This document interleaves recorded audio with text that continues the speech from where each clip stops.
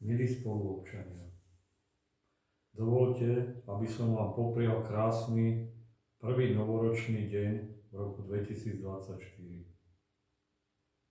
Rok 2023 dokráčal do cieľa a preto by som chcel zhodnotiť, čo sa v minulom roku v našej obci udialo a aké sú plány do nového roku. Počas celého minulého roku sme riešili prípravy 3 veľkých projektov, na ktoré žiadame dotácie z Eurofondu. Rozšírenie vodovodu a kanalizácie v časti Hrby. Máme pridelenú dotáciu z Eurofondu, celkový rozpočet stavby je 1 793 709 eur. Verejné obstarávanie vyhrala firma Kombín Banská Štiavnica. Práce by už boli začali aj v minulom roku, ale zhotoviteľ pracoval na iných projektoch. S realizáciou sa začne na jar tohto roku. Ukončenie projektu je plánované na október 2025. V rozpočte projektu nie sú prípojky, ktoré si záujemcovia o pripojenie budú musieť objednať a zaplatiť u zhotoviteľa. Projekt rekonštrukcie polných ciest. Žiadosť sme podávali vo februári 2023 a vyhodnocovať sa začalo v novembri. Rozpočet na stavbu bol približne 1 600 000 eur. Verejné obstarávanie vyhrala firma Metrostav a ak budeme v žiadosti úspešní, stavať by sa mohlo už tento rok. Rekonštrukcia telocvičny. Žiadosť sme podávali v decembri, rozpočtovaná suma je približne 500 000 eur a začali sme verejné obstarávanie a budeme čakať na posúdenie žiadosti. V minulom roku sme sa potrápili na poruchách obecného vodovodu a kanalizácie. Do rezervoárov bol namontovaný systém hlásenia výšky vodnej hladiny, čo veľmi uľahčilo monitorovanie naplnenosti a dopúšťania vody do rezervoárov. Bol zrealizovaný aj nový systém chlorovania. Od 1.1.2024 začne platiť nový systém zberu komunálneho odpadu v našej obci. Obecné zastupiteľstvo schválilo jednu smetnú nádobu do 120 litrov na 4 obyvateľov jednej nehnuteľnosti. Ak je obyvateľov 5 a viac, majú nárok na 2 nádoby 120 litrové alebo jednu nádobu 240 litrov. Ak niekto chce mať viac smetných nádob, môže si dokúpiť nádobu navyše za ročný poplatok. Pracovníci obce označili nádoby nálepkou podľa počtu obyvateľov a zberať sa budú iba nádoby s nálepkami.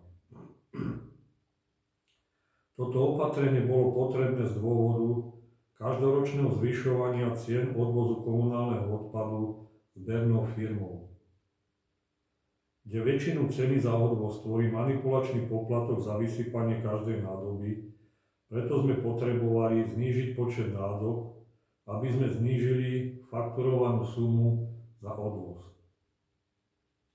Tento systém funguje vo väčšine susedných obcí a ja verím, že aj naši občania si uvedomia, že v dnešnej dobe je potrebné odpad separovať.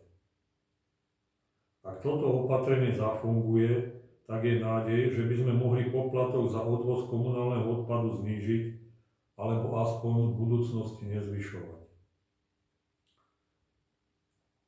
Poplatok za odvoz komunálneho odpadu sa celý používa na zaplatenie faktúr na likvidáciu komunálneho odpadu pre firmu T+T Žilina. Obec nesmie doplácať na odvoz a preto sa poplatok určuje vo výške, aby pokryl náklady na likvidáciu komunálneho odpadu. Rok 2023 bol v našej obci plný kultúrnych a spoločenských podujatí. Začali sme trojkráľovým stolnotenisovým turnajom o pohár starostu obce, pokračovali uvítaním detí do života, obecným plesom.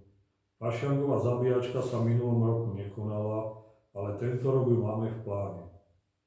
Uctili sme si naše mamičky v sále kultúrneho domu. Na deň detí sa naše ratolesti zabávali Na futbalovom ihrisku pri akvazorbingu a kolotočoch bolo aj maľovanie na tvár a veľa zaujímavých súťaží. Deň otvorených dverí na obecnom úrade a v požiarnej zbrojnici bol určený pre žiakov 5. ročníka základnej školy. Otcovia si svoj deň užili pri súťažnom varení guľašu a prestížnom futbalovom zápase Horná Dolná. Pripomenuli sme si 5. výročie posvetenia krížovej cesty so slávnostnou omšou na Medzivretni, po ktorej obec pripravila pohostenie.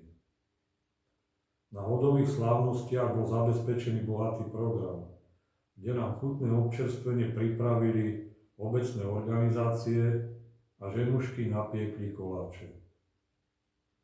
Zorganizovali sme v spolupráci s Jednotou dôchodcov Slovenska 5. ročník súťaže Lúštení krížoviek a pre deti vedomostnú súťaž Poznaj svoju obec. Dobrým deťom prišiel Mikuláš a dôchodcov sme si uctili posedením pod jedličkou. Snažíme sa podporovať miestnu organizáciu Združenie občanov postihnutých civilizačnými chorobami a miestnu organizáciu Jednoty dôchodcov Slovenska. Podporujeme DHZ Snežnica, ktorí organizovali jesenné kolo športových hier Mládeže Plameň na vysokej úrovni. A ďakujeme im za pomoc pri organizovaní obecných kultúrnych podujatí, pomoc pri poruchách na vodovode a kanalizácii a pri ochrane životov, zdravia, majetku občanov pri požiaroch a živelných pohromách. Podporujeme aj futbalový oddiel Emeška Snežnica, kde sa výborne pracuje s deťmi a aj mužom sa začína dariť. V minulom roku sa uskutočnil jubilejný 10. ročník Snežnického MTB maratónu, cyklomaratónu. A obec darovala mafiny pre účastníkov. Ďaká patrí jeho organizátorom za propagáciu a zviditeľnenie našej obce. V roku 2023 bola televízna premiéra filmu Turnaj snov, ktorý sa nakrúcal aj v našej obci. Myslím, že si ho väčšina obyvateľov pozrela a že sa páči.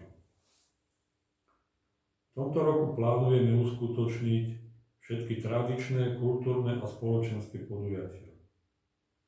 Obecný ples bude 3.2.2024 v sále kultúrneho domu. Zahra skupina Viva Band a lístky je možné si zakúpiť na obecnom úrade.